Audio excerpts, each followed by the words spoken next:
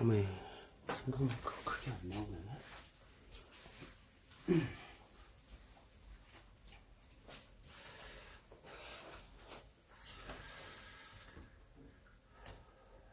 그래야 될까?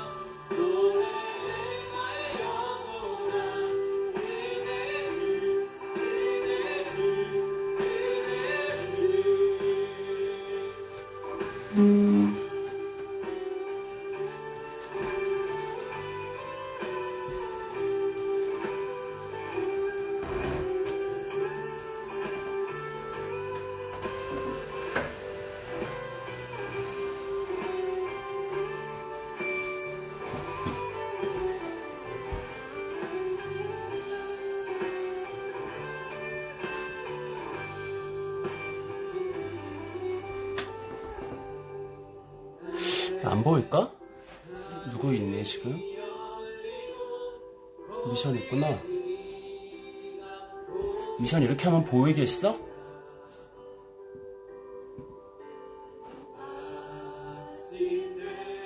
이렇게 하면 보이겠니? 좀 오른쪽으로 갈까?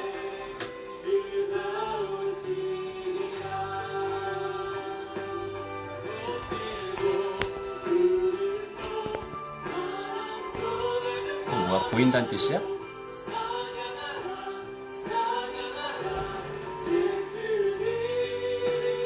오케이.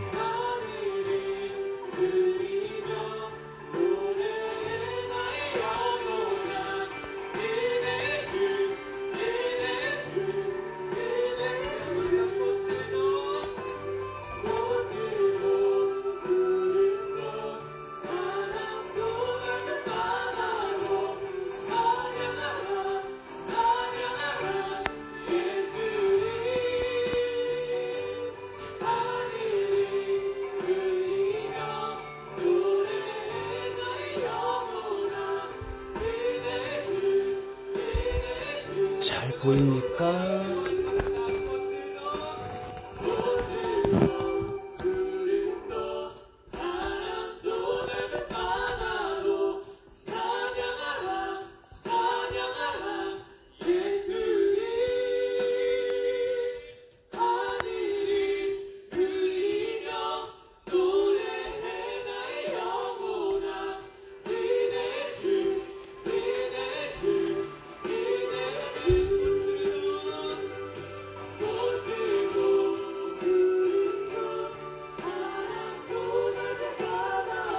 아, 이게 모바일로 잘 따라 볼 수 있을까 모르겠다. 이 생각 못했네. 하늘을 울리며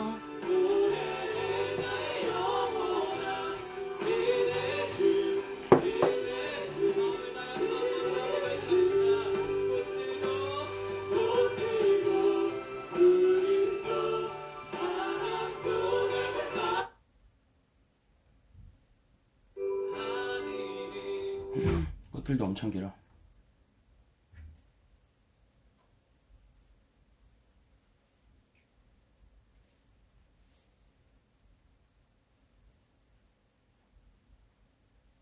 이거 왜래 안 돼?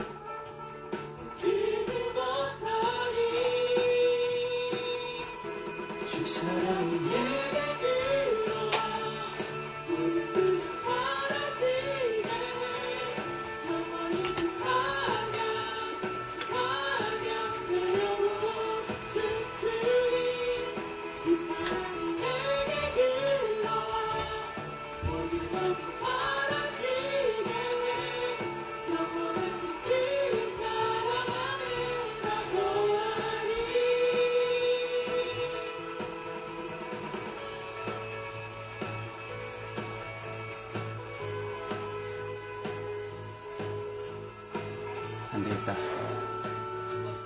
안 되겠다. 헬로.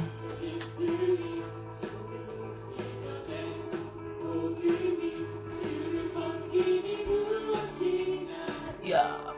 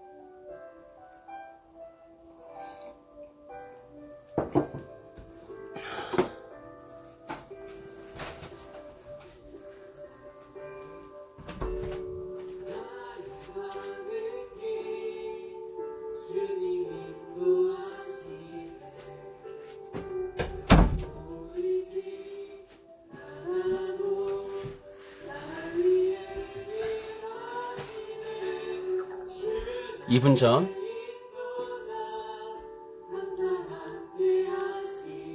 정혜, 종민, 미선, 이은, 희진, 성민, 이내, 주연, 규태, 유희, 소희, 호림, 진우, 정환, 경남, 사론 이렇게 있네.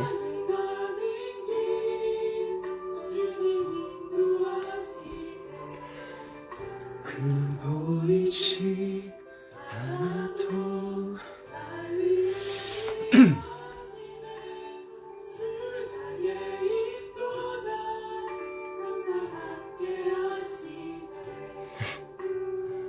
우는 거야?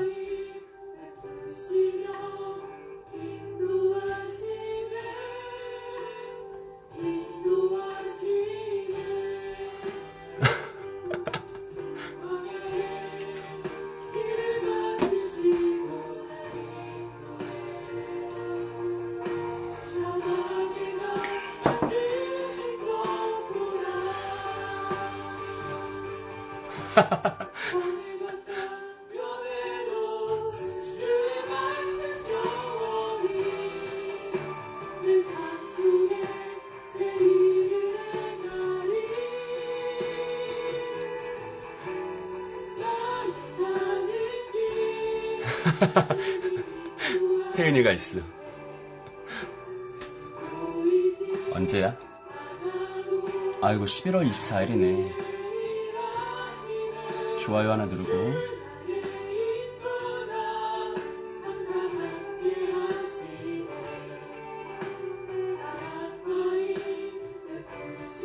이거 YBS가 한 거야.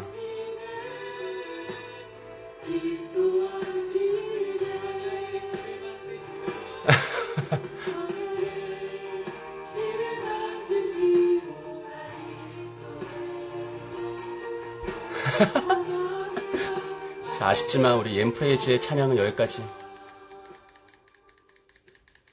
국내 최고의 찬양팀입니다.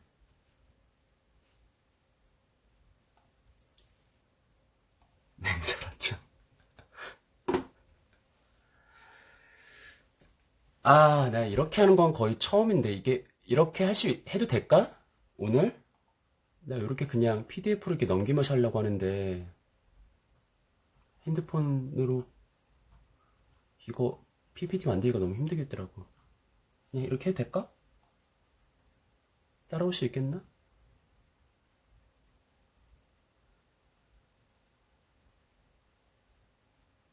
너무 촘촘한가?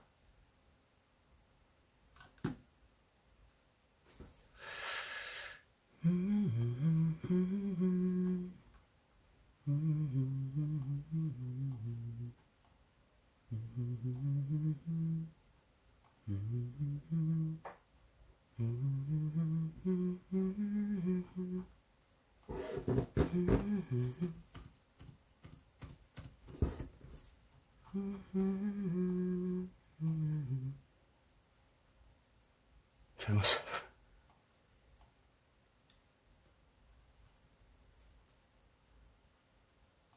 자, 이제 올 사람 거의 다 온 거죠?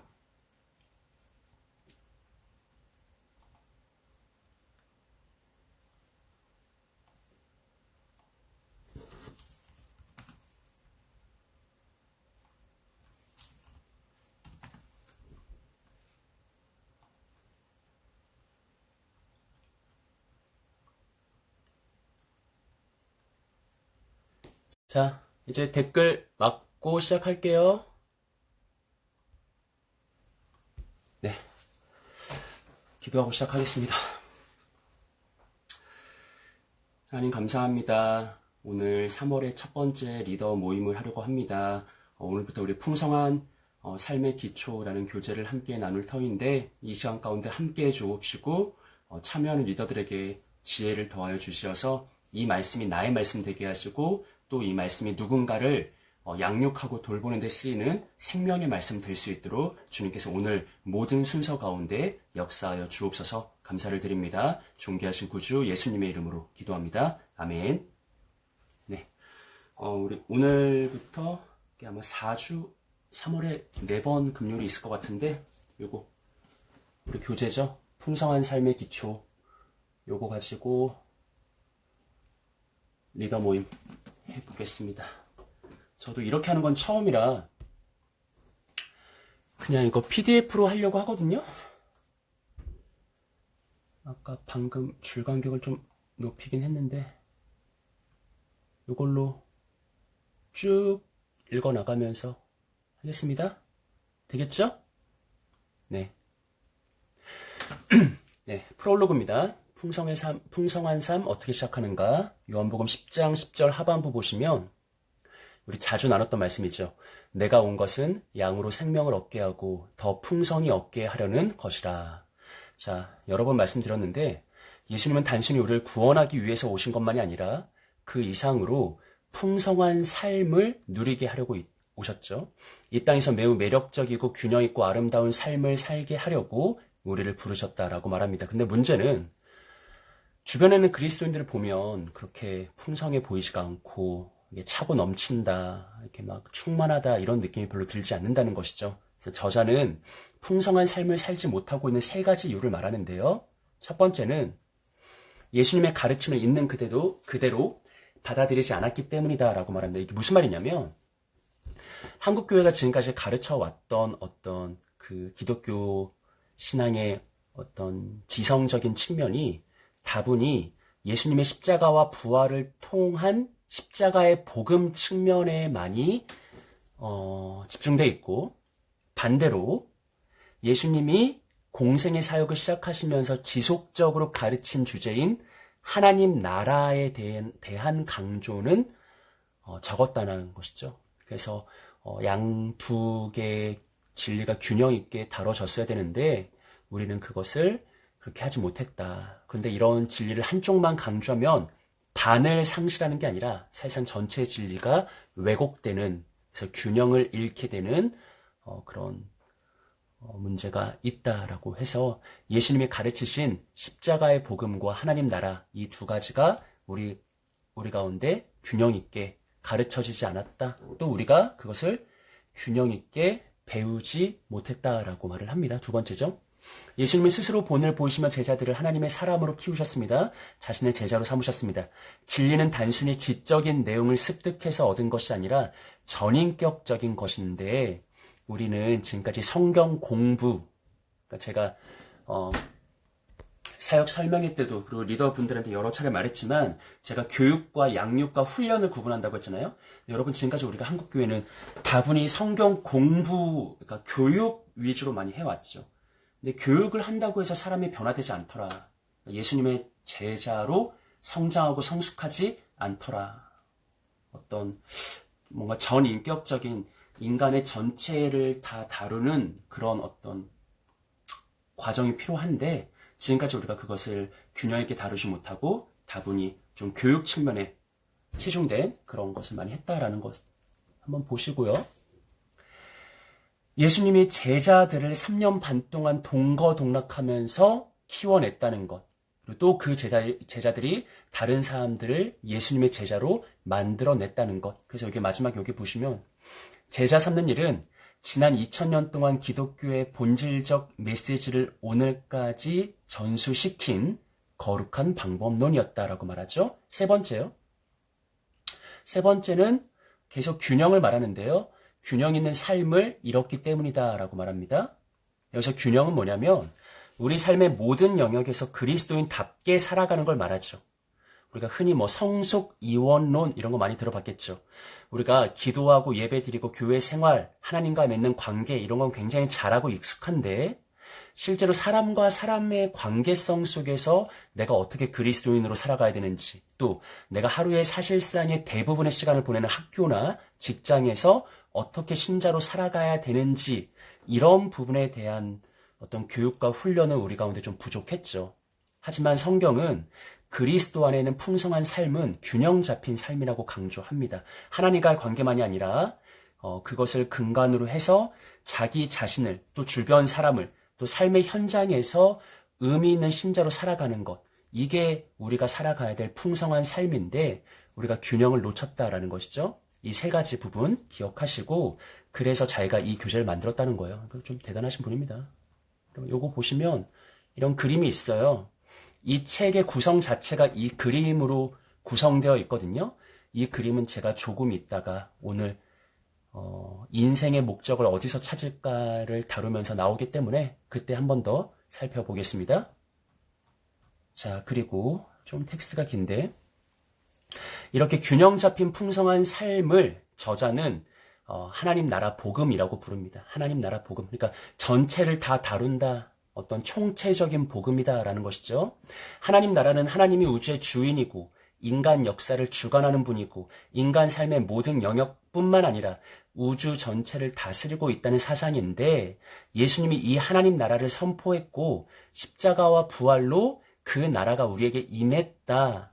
하나님 나라는 우리를 통해서 이 땅 가운데 드러나야 되고 교회를 통해서 점점 확장되다가 마침내 예수님이 다시 오시면 완성되죠. 그러므로 하나님 나라 복음은 우리가 예수님으로 인해 변화된 존재로서 내적인 것만이 아니라 외적인 삶의 영역, 또 교회만이 아니라 세상 전체에서 예수님을 주로 섬기는 사람답게 우리가 청년 설교에서 했던 용어로 하면 로드십이 이끄는 삶을 살아가는 그런 원리와 방법을 이 책이 가르쳐 준다는 거예요. 하나님 나라 복음에 근거한 삶은 우리가 평생 동안 읽어야 될 인생 여정이다. 이 훈련의 목적은 삶의 토대를 바로 세워서 평생 올곧게 자라가고 풍성한 삶을 누리게 하는 것이다 라고 말하고요. 이거 마지막은 좀 볼까요? 제자 훈련은 훈련받은 사람이 또 다른 제자를 재생산할 때 성공한다. 혼자 배우고 끝나면 제자 훈련이 아니라 단순한 학습이고 교육이다. 중요한 것은 우리가 먼저 풍성한 삶을 누려야 되고 그것을 다른 사람들이 누릴 수 있도록 그들을 재생산하는 거다. 그러니까 여러분 말씀드리지만 다시 한번 말씀드리지만 교육받고 끝나면 안 되고요. 우리가 훈련받고 다른 사람을 양육할 수 있는 거기까지 나가야 되는 것이죠. 또 여러분들 리더들로서 양육 교사가 되었으면 좋겠습니다. 자, 이제 오늘 뭐라? 제가 이거 순서를 바꾼 거 아시죠? 목차를 보여줄까?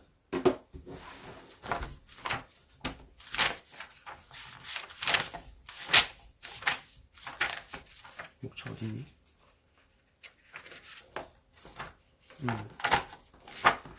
이게 목차가 이게 보이려나? 목차가 안 보인다. 우리가 목차 건너뛰어서 6장부터 할 겁니다. 네, 그리스도에 이르기까지 자라가기. 제가 이거를 가장 먼저 한 이유가 있거든요. 네, 이거를 먼저 하고 그 다음 5장을 하고 다시 1장부터 가는 순서대로 할 건데 네, 6장 그리스도에 이르기까지 그리고 우리 오늘은 11번째 만남 그리스도를 닮아가기 1장 인생의 목적 어디서 찾을까 여기 다뤄볼게요. 먼저 여러분 잊지 말아야 될 게 이 과정은 결국 여러분이 누군가와 1대1을 하는 과정이라는 걸 잊지 말아야 돼요. 그러니까 교육을 들을 때 여러분이 나중에 따로 이걸 복습할 때도 내가 누군가를 실제로 이 교재에 근거해서 1대1로 양육해 간다라는 것을 항상 기억하시면서 이거를 다뤄야 됩니다. 그러니까 질문이 중요하죠. 단순히 교육하고 끝나는 게 아니라 그 사람을 양육하는 과정이니까 서로 주고받는 게 있어야 되잖아요. 첫 번째 생각할 질문 제가 한 가지 더 추가했거든요. 여러분들에게도 묻고 싶네요. 현재 당신의 삶에는 분명한 목적이 있나요? 내 삶은 어떤 뚜렷한 방향성이 있나요?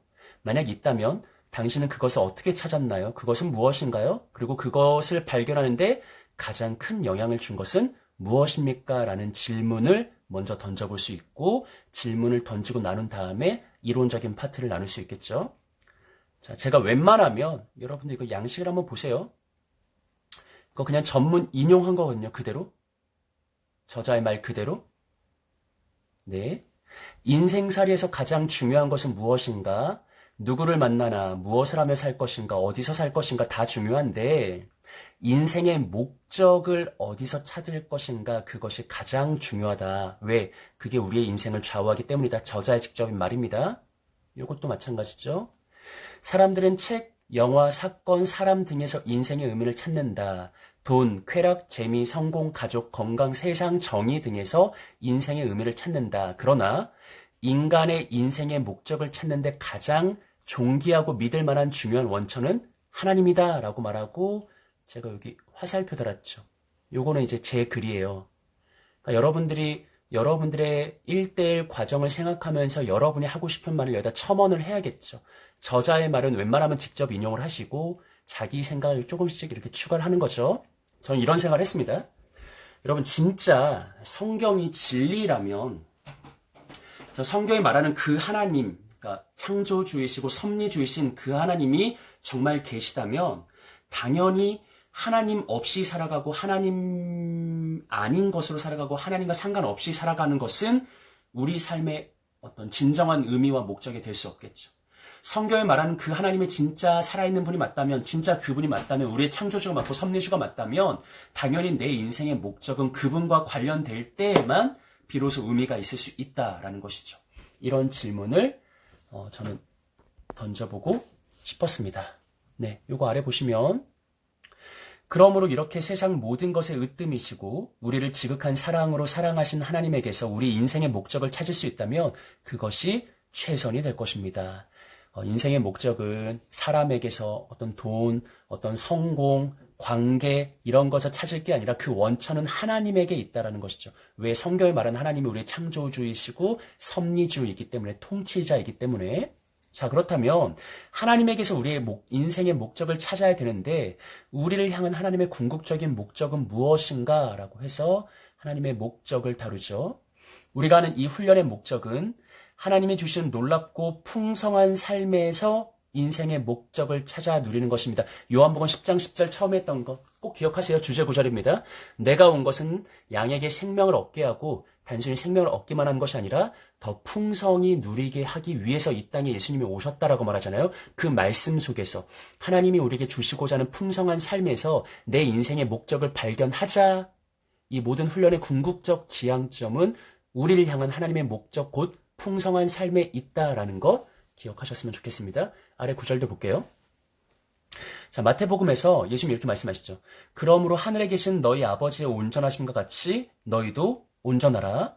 베드로 전서에서는 이렇게 말합니다. 기록되었을 때 내가 거룩하니 너희도 거룩할지어다. 자, 여러분, 내가 온전하니 너희도 온전해라. 내가 거룩하니 너희도 거룩하라.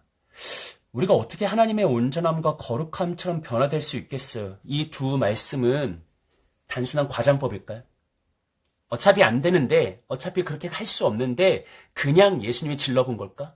야, 하나님의 온전하심처럼 완전하심처럼 너희도 그렇게 살아가라. 하나님의 거룩하심처럼 너희도 거룩하게 살아가라. 우리가 평생 해도 도달할 수 없는 그런 목적인데, 그런 드높음인데 그냥 예수님이 말씀하신 걸까?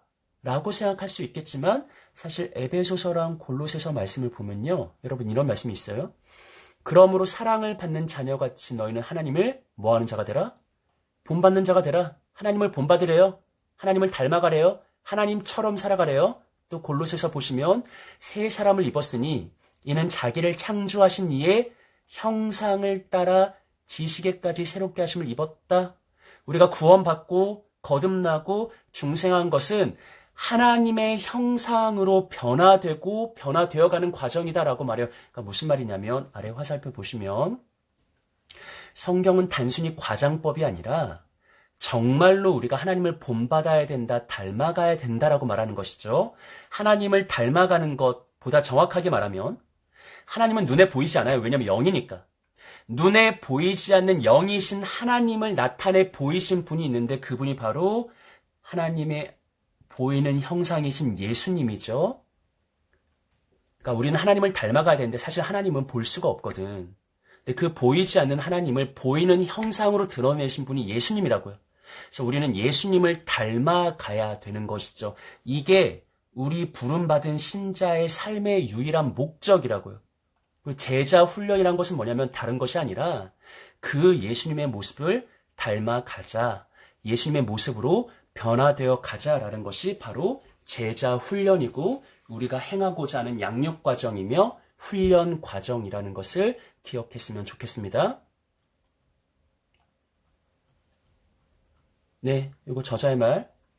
하나님은 이렇게 우리의 신분만 바꾸시는 것이 아니라 그 다음 단계로 우리를 그 신분에 걸맞은 자질을 가진 자로 변화시키기 원하십니다.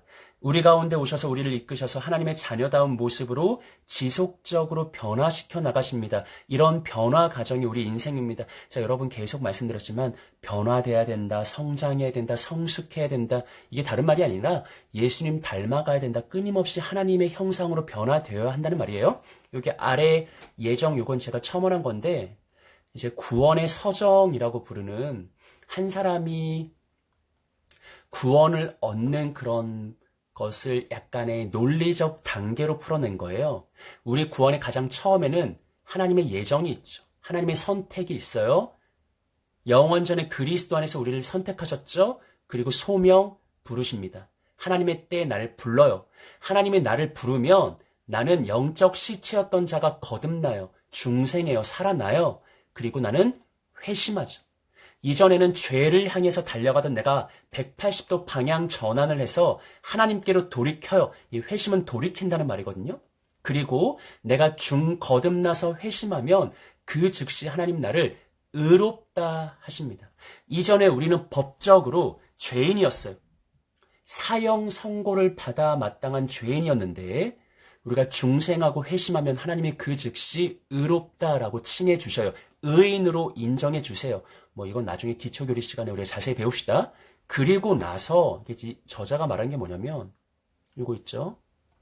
우리의 신분만 바꾼 게 아니라 그 다음 단계로 신분에 걸맞은 뭐를 자질을 가진 자로 변화시키길 원하신다라고 하죠. 자, 우리를 칭이 죄인이었던 자를 의롭다고 칭해 주세요. 의인이 되게 해요. 근데 의인이 된 것으로 끝나는 게 아니라 양자 삼아줘요. 수양이라고 하는데 하나님의 자녀로 입양시켜요. 이제 우리의 신분을 의인에서, 그러니까 여긴 죄인이었지. 죄인에서 의인으로, 의인에서 하나님 자녀로 양자 삼아주세요. 그러면 성화의 과정은 뭐냐면 여러분 이 양자로부터 영화까지 이 성화의 단계가 우리 부름받은 신자의 일평생의 삶이거든요.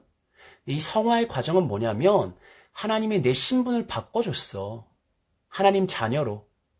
근데 내 안에 나는 신분은 바뀌긴 했는데 내 안에 하나님 자녀다움이 아직 나타나질 않아. 그거의 과정이 성화의 과정이에요. 신분에 걸맞은 자로 변화되어 가는 과정이 양자로부터 영화까지 평생의 삶의 과정이죠. 그러니까 제가 여러분 괜히 말씀드린 게 아니라 그리스도에는 끊임없이 변화, 성장, 성숙해 가야 되는 거죠. 어머나 20분이다. 어떡하지? 아직 3분의 1도 안 했는데? 빨리 하자. 자, 그래서 저자의 말 잘 들어봐요. 사람들은 인생의 목적이 무엇이냐는 질문에 많이 했구나. 무엇을 하는 것을 목적으로 많이 말하는데 이 저자의 말, 유명한 말이죠. 기독교는 doing의 종교가 아니라 being의 종교다. 내가 뭘 하는 종교 이전에 내가 어떤 존재가 되느냐의 종교다. 우리가 무엇을 하느냐보다 어떤 사람 되느냐가 중요합니다. 그리고 하나님이 우리에게 요구하신 것은 양자, 하나님 자녀로서의 삶, 하나님을 닮아가는 삶, 하나님의 보이는 형상인 예수를 닮아가는 삶, 그분의 형상으로 변화되어가는 삶, 성장하는 삶을 말하는 것이죠. 어머나. 예, 그래서 하나님은 우리가 무엇을 하느냐가 아니라 어떤 사람이 되느냐에 진정한 관심을 갖고 계십니다. 성경은 자기를 창조하신 분의 형상을 따라 끊임없이 새로워지는 것이 우리 삶의 목적이라고 말합니다. 여러분 제가 이 챕터를 가장 먼저 한 이유가 있는 거예요. 우리 부름받은 그리스도인들의 삶의 목적이 무엇인가를 분명히 해야 된다는 것이죠. 자, 우리의 모범 되신 예수님, 그다음 우리는 어떻게 하나님의 형상을 입을 수 있나요? 이런 것도 있어. 요한복음 1장 18절 보세요. 제가 지금까지 말했던 거. 본래 하나님을 본 사람이 없어. 왜? 하나님은 영이니까. 아무도 하나님을 볼 수 없지. 그럼 어떻게 하나님을 닮아가겠어? 근데 아버지 품속에 있는 독생하신 하나님이 그분을 나타내셨다라고 말하죠. 디모데 전서도 볼까? 오직 그에게만 죽지 아니함이 있고 가까이 가지 못할 빛에 거하신다. 하나님은 가까이 가지 못해요. 그래서 어떤 사람도 보지 못했고 볼 수 없어. 하나님은 영이실 뿐만 아니라 영광 가운데 있기 때문에 누구도 가까이 가지 못하고 보지 못한다고. 그런데 어떻게 우리가 하나님의 형상을 따라갈 수 있냐, 닮아갈 수 있냐? 예수님이 성육신 했기 때문에 예수님의 삶을 보고 예수님의 형상으로 변화되면 우리가 하나님을 닮아가는 거죠. 이거 빠르게 읽을게요. 하나님은 영이십니다. 하나님은 누구도 가까이 외래. 하나님은 누구도 가까이 가지 못할 빛에 거하십니다. 때문에 아무도 하나님을 보지 못하고 볼 수 없습니다. 하지만 그렇게 볼 수 없는 하나님을 스스로 육신을 입고 인간이 되신 예수님이 그의 삶 전체로 우리 앞에 나타내고 드러내셨습니다. 예수님은 하나님의 가장 완전한 형상입니다. 우리는 하나님을 닮아가야 되는데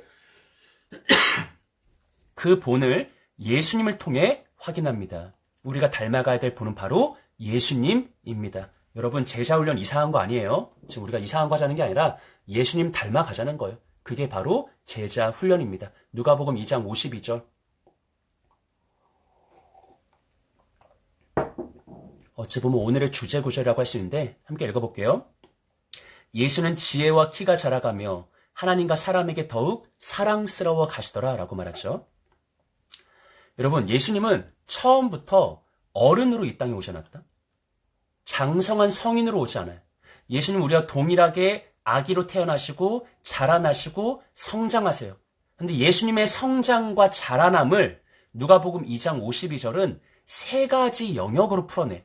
첫 번째, 뭐가 자라가냐면 지혜와 키가 자라가셨다, 예수님은. 그러니까 우리도 예수님처럼 지혜와 키가 자라가야겠지. 지혜와 키는 나 자신과의 관계래요. 예수님은 먼저 이 영역에서 성장하셨다. 육체적으로 또한 정서적으로 성숙하셨다. 이 첫 번째 관계 기억하세요. 나 자신과의 관계. 두 번째, 사람에게 더욱 사랑스러워 가셨다. 예수님은 자기 자신만 성장한 게 아니라 다른 사람들과의 관계성 속에서 성장하셨고 성숙하셨어요. 이것을 공동체와 세상의 관계라고 말할 수 있다는 것이죠. 마지막 세 번째, 누구에게 더욱 사랑받냐? 하나님과의 관계성 속에서 성장하셨다. 그래서 이 책, 아까 그 도표 기억하죠? 김영구 목사님이 이 구절의 근거에서 우리가 이 모든 영역에서 성장해야 된다, 균형 있게. 그게 예수님을 닮아가는 삶이고 그게 예수님의 제자 되는 삶이다라고 말하는 겁니다. 요 도표. 이 도표대로 이 책이 구성되어 있어요. 우린 지금 어디 하는 건가? 모르겠네. 거의 마지막인데. 어쨌든 먼저는 그리스도 안에 있는 나, 요거 먼저 하고 그 다음에 하나님 하나? 몰라. 아무튼 이렇게 이 순서대로 가요. 그래서 이 도표가 아까 말했던 이 누가복음 어디 갔니? 요거 누가복음 2장 52절에서 나왔다는 거, 요 주제 구절. 요거 말씀 꼭 기억하시고 이 도표를 풀어주시고 하면 되는 거죠. 자, 봅시다. 계속. 자, 예수님의 성장 영역에서 우리가 주목해야 될 것은 두 가지래요. 첫째, 예수님은 아까 그 도표 모든 영역에서 균형 있게 성장하셨다는 거. 그러니까 우리도 균형 있는 성장이 중요하다는 거. 그리고 예수님은 성장 과정을 거쳤다는 것. 점진적으로 평생 동안 성장 변화했다는 것. 이 두 가지. 이런 거 꼭 기억해야 돼요. 자, 이거 봅시다. 왜 오늘날 많은 그리스도인이 시간이 지난데도 불구하고 그분처럼 아름답고 멋진 모습으로 변화되지 않을까? 첫 번째, 목적이 분명하지 않기 때문이다. 그러니까 여러분 스스로한테 질문해야 되지.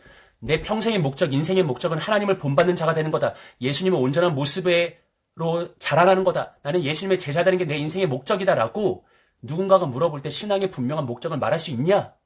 너는 언제나 너의 삶이 분명한 목적을 따라서 선명하게 진행되고 있냐라는 것 스스로에게 물어보고 1대1 할 때 도전해야 되는 거지. 너는 인생의 목적이 있니? 넌 신앙의 목적이 있니? 도전해야 되는 거죠. 두 번째, 성장해야 되는 거 알겠는데 그럼 내가 뭘 성장해야 되는데 잘 몰라요, 사실은. 대부분이. 그래서 아까 그 위에 도표 요거 많이 중요한 거예요. 이 도표, 우리가 이 모든 영역에서 성장해야 된다라고 도전하겠죠? 야, 내려가고. 마지막 세 번째, 이게 가장 중요해요. 마지막으로 사람들은 그래, 내가 하나님을 닮아가야겠다. 하나님처럼 변화되겠다. 모든 영역에서 균형 있게 성장해야겠다. 근데 그게 평생의 삶의 모든 과정 동안에 일어나는 점진적 변화라는 것을 잘 받아들이지 못하고 여기서 다 놓아버리는 거죠. 어떤 사람들은 기독교를 오해해서 그리스도인이 되면 어느 날 갑자기 불받아서 변화된다는 착각에 빠집니다. 이러한 급작스러운 변화가 전혀 없는 것은 아니에요. 우리가 회심 때 분명히 회심 때 갑작스러운 변화를 하지만 하나님의 형상이 우리 안에 온전히 드러나는 일은, 이 성화의 일은 평생을 통해 점진적으로 일어난다는 거. 그러니까 여러분 경건 생활, 경건 훈련, 제자 훈련은 평생의 삶을 통해서 계속해서 해나가야 되는 거예요. 그리고 한 가지, 이건 제 말입니다. 꼭 강조하고 싶은 거, 한 가지 더 첨언하면 결코 우리는 저절로 성장하지 않는다.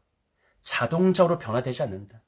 끊임없는 연습과 의식적인 훈련을 하지 않으면 그냥 내가 교회를 다닌다고 10년 다니고 20년 다니면 저절로 변화되고 저절로 성장하고 저절로 성숙하고 인격이 변화되고 예수님을 닮아가고 이런 거 없다는 거예요. 의식적으로 연습하고 체계적으로 훈련하고 끊임없이 서로 도전하고 권면하면서 우리의 신앙이 점점점 자라가고 변화되는 것. 이런 것도 있네. 관계도 마찬가지라는 거. 시간만 지난다고 알아서 성장하지 않는다, 성숙하지 않는다는 거 여러분 반드시 기억하시기 바랍니다. 요거 이제 거의 다 끝났다. 자, 많은 사람이 목적이 불분명하고, 이게 요약한 거네. 많은 사람이 목적이 불분명하고 어디서 성장해야 되는지를 모르고 인생 전체를 통해서 변화되어야 된다는 것을 모르기 때문에 이 세 가지 이유로 예수님을 닮은 모습으로 성장하지 못하고 있다. 이거 한번 자문해 봐야 돼요. 이 세 가지가 정말 내 안에서 잘 갖춰지고 있는지. 내가 시간이 지나도 변화되지 않고 성장하지 않고 있다면 이 세 가지 중에 어딘가는 지금 누수되고 있다라는 것이죠. 이거 이제 40, 50대가 된 친구들한테 여러분들은 청년들이어서 잘 모르겠지만 너는 인생의 목적이 있니? 라고 하면 피식 웃으면서 야, 넌 아직도 무슨 인생 목적을 운운하냐? 하루 벌어 하루 먹고 살기도 힘든데? 라고 반응한다는 거죠. 나이가 들면 사람들은 자동적으로 냉소적으로 변해요. 하지만 우리 그리스도인들은 아무리 나이가 들어도 인생의 목적을 분명히 말할 수 있어야 된다는 것이죠. 죽는 그 순간까지. 우리 인생의 목적은 뭐예요? 예수님을 닮아가는 겁니다. 예수님처럼 성장하는 겁니다. 성숙하는 겁니다. 이게 바로 내 인생 목적입니다. 라고 분명하게 말할 수 있는, 선언할 수 있는 우리가 되어야 하겠고, 여러분들이 또 누군가가 이렇게 말할 수 있는 신앙인으로 변화되고 성장할 수 있도록 양육해 달라는 것이 제 부탁입니다. 자, 마지막으로 저자의 고백과 깨달음. 좀 인상 깊었거든요. 특별히 저한테 좀 인상 깊었어요. 이 부분. 저는 젊어서부터 사역자로 살도록 훈련받았고 은사나 관심으로 보아도 목사로 사는 것이 가장 적합하다고 생각합니다. 그러나 목사로 사역하고 난 이후 꽤 오랜 시간 지난 다음에 인생에 여러 어려움을 겪게 되었을 때 하나님은 나에게 목사의 삶을 그만두게 하시면 어쩌나 심각하게 고민했습니다. 그때 하나님이, 이거 진짜 멋있는 말이지. 제가 목사로 사는 것이 제 삶의 목적이 아니라 예수를 닮아가는 것이 제 삶의 목적임을 다시 깨닫게 해 주셨습니다. 진짜 멋지지 않니? 내가 목사로 살아가는 것이 내 삶의 목적이 아니라 예수를 닮아가는 것이 내 삶의 목적이다. 나 이분 말 이해되고 똑같은 고민과 두려움이 나한테 있거든. 나 갑자기 어느 날 갑자기 내가 사역을 못하는 상황이 되면 나 목사를 그만둬야 되는 상황이 되면 나는 이제 뭐 하지? 내 삶의 목적 자체가 없어지는 것만 같은 두려움? 그런데 너의 삶의 목적은 목사가 아니다. 예수님을 닮아가는 게 너의 삶의 목적이다. 우리 모두에게 주시는 말씀이죠. 자, 사람들은 자신이 무엇을 하느냐가 가장 중요하다고 생각하지만 하나님은 우리 인생의 궁극적인 목적은 우리가 예수님을 닮아가는 거라고 말씀하십니다. 이 목적 아래서 이걸 할 수 있고 저걸 할 수도 있는 거예요. 뭘 하든지 우리의 목적은 동일한 거죠. 제자 훈련의 궁극적인 목적도 우리가 받은 구원을 우리의 삶과 인격에 드러내는 것입니다. 예수님을 닮아가는 것이야말로 우리 삶의 궁극적인 목적입니다. 라고 되어 있습니다. 그래서 나눔 질문 이렇게 있어요. 이렇게 나누시면 돼요. 그리고 여러분들 한 번 더 보세요. 제가 뭐 양식은 보내드리겠지만 이건 프롤로그지. 자, 보자.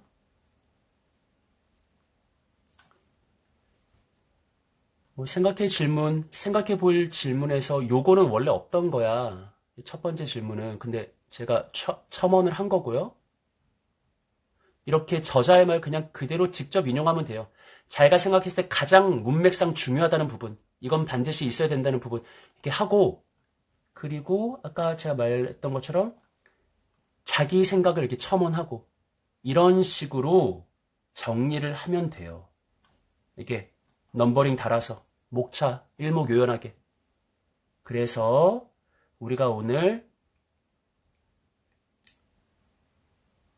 6장의 11번째 만남 중에 첫 번째 챕터를 한 건데, 다음에 제가 2장 또 이거 똑같이 해올 거거든요. 근데 이제 여러분들한테 과제가 있습니다. 과제. 나중에 못 받았다고 하지 마. 지금 누가 정리해서 올려줘. 요거.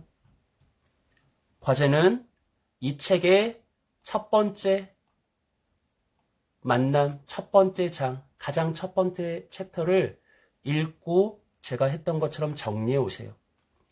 저자의 글 직접 인용해서 정리하시고 자기 글을 보충 첨언하거나 질문을 만들어 오세요. 그리고 누차 말했던 것처럼 이게 내가 1:1 양육 과정에 쓰이는 거라는 것을 항상 기억하면서 나만의 강의안을 만들어 보세요. 꼭 뭐 은목사 강의안 똑같이 하라는 건 아닌데 네네 이렇게 하면 되겠습니다. 저도 이렇게 하는 건 좀 처음이라서 오늘 좀 헤맨 게 있는데 네 댓글 풀었거든요. 이게 보여? 근데 핸드폰으로 지금 한 개 따라올 수 있겠니? 아 이게 PC로 하는 사람은 보일 것 같긴 한데 근데 내가 이거를 다 이렇게 PPT를 만들려고 하면 너무 작업이 많아지더라고. 그래서 PDF로 한 건데 보여? 오케이 좋아요. 이게 얼마 만에 리더 교육이야. 오케이. 과제도 다 접수했죠? 다음 시간엔 과제 해서 저한테 제출해야 돼요. 나 다 읽어볼 거야. 그러면 일단 기도하고 마치고 얘기하지. 기도합니다. 하나님 감사합니다. 우리 사랑하는 리더들과 함께 온라인을 통해서 첫 번째 모임을 가졌습니다. 오늘 우리에게 묵직한 질문 주심에 감사합니다. 너에게는 인생의 목적이 있느냐? 그 인생의 목적은 무엇이냐? 우리가 어떤 일을 하든지 우리 인생의 목적에 대한 대답이 하나이길 원합니다. 내가 이걸 하길 원합니다. 저걸 하길 원합니다. 이런 게 아니라 나는 예수님 닮은 사람 되길 원합니다. 하나님의 형상 되길 원합니다. 라는 단 한 가지의 질문이 우리 사랑하는 청년들에게 있기를 바랍니다. 예수님을 닮아가는 자로 분투하게 하시고 또 누군가를 예수님 닮은 자로 변화시켜 나가는 양육 과정에 헌신하는 우리 복된 리더들이 될 수 있도록 주님 크신 은혜의 복을 공급하여 주옵소서. 감사를 드립니다. 존귀하신 구주 예수님의 이름으로 기도합니다. 아멘. 아멘.